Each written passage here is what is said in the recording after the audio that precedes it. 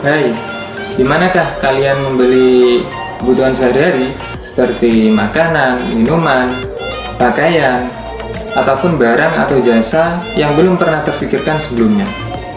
Yaps, di pasar. Ya, jadi pasar merupakan penyedia kebutuhan barang dan jasa dari dahulu hingga sekarang. Sebagaimana yang kita ketahui, pasar merupakan tempat berkumpulnya produsen maupun konsumen untuk melakukan transaksi jual beli, sehingga pada akhirnya dapat didapatkan suatu harga dan jumlah barang yang diperdagangkan.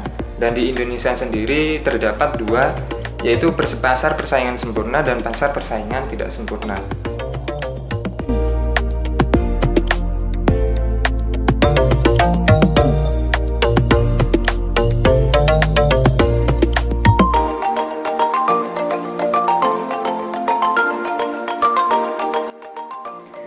Di video kali ini saya Ahmad Riko Faiz Souzi dengan NIM 212105020106 dari kampus Winhas Jember, Prodi Ekonomi Syariah, akan menjelaskan tentang pasar persaingan sempurna. Sebelum saya menjelaskan kedua pasar tersebut, mari kita cari tahu apa sih pengertian pasar itu.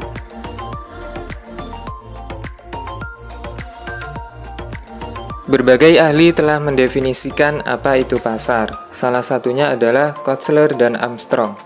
Kotzler dan Armstrong berpendapat bahwa pasar merupakan seperangkat pembeli aktual dan juga potensial dari suatu produk atau jasa.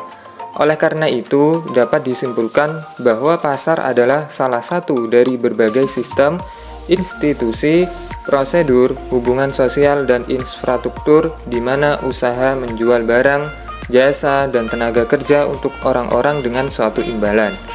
Barang dan jasa yang dijual menggunakan alat pembayaran yang sah, yaitu uang. Pasar bervariasi dalam ukuran, jangkauan, skala geografis, lokasi, dan berbagai komunitas manusia, serta jenis barang dan jasa yang diperdagangkan. Nah, selanjutnya mari kita bahas apa itu pengertian pasar persaingan sempurna. Jadi pasar persaingan sempurna adalah pasar di mana terdapat sejumlah penjual dan pembeli.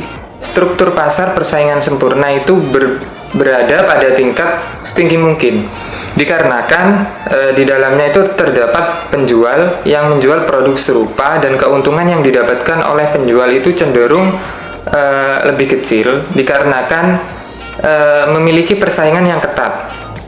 Dan di sini ada beberapa karakteristik. Di antaranya, pertama, semua penjual itu menjual produk yang identik sama. Yang kedua, penjual tidak dapat mempengaruhi harga pasar produknya. Dan yang terakhir, presentasi penjualan produk tidak mempengaruhi harga.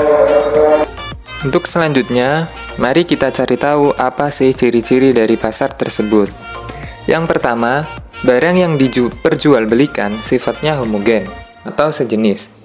Hal yang menjadikan ciri utama di pasar ini adalah barang atau jasa yang ditawarkan sama, baik dari jenis maupun kualitasnya. Sehingga hal ini membuat konsumen akan kesulitan untuk membedakan barang satu dengan barang yang lainnya. Yang kedua, terdapat praktek free entry dan free exit. Maksudnya, perusahaan dapat keluar ataupun masuk di pasar tanpa dikenakan biaya apapun. Dan yang ketiga, terdapat banyak pembeli dan penjual. Di sisi penjual, jumlah barang yang dijual lebih sedikit jika dibandingkan jumlah barang keseluruhan di pasar persaingan sempurna. Sehingga membuat penjual harus mengikuti harga pasar dan memastikan jumlah barang yang akan dijual sudah cukup untuk memenuhi kebutuhan suatu konsumen. Sedangkan dari sisi pembeli, pembelian konsumen secara individu sangat kecil dibandingkan dengan jumlah pembelian dari keseluruhan pasar ini. Sehingga bagi pembeli, harga pasar harus diikuti, dan pembeli hanya bisa menentukan kuantitas barang yang ingin dibelinya.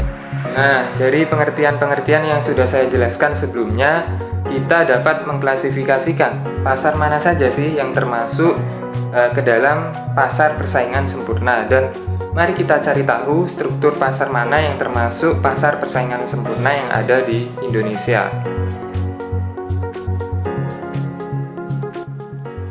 Salah satu contoh yaitu Pasar Tanah Abang yang ada di Jakarta, yang menjadi pusat pasar tekstil terbesar di Asia Tenggara.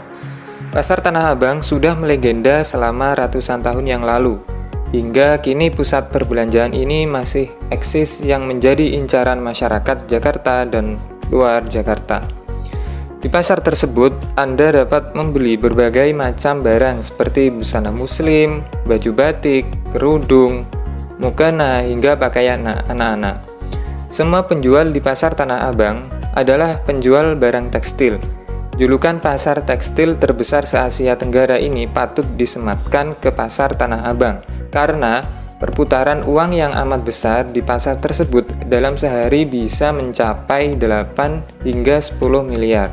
Perputaran uang yang ada di pasar tersebut.